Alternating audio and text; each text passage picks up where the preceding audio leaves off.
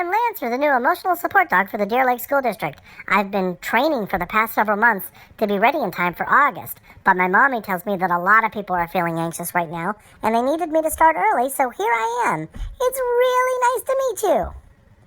I will be around to provide tips for what you can do to keep you and your family safe. Also, I'll give you updates for what's happening in the school district.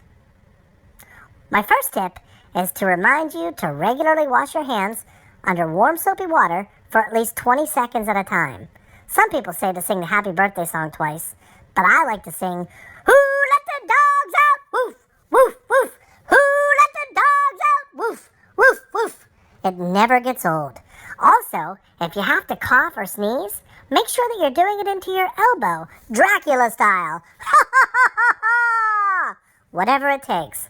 Finally, they're telling all of us that we have to practice social distancing. That's my least favorite part. That means you have to give everyone enough room in case they aren't feeling very well so that you don't get sick.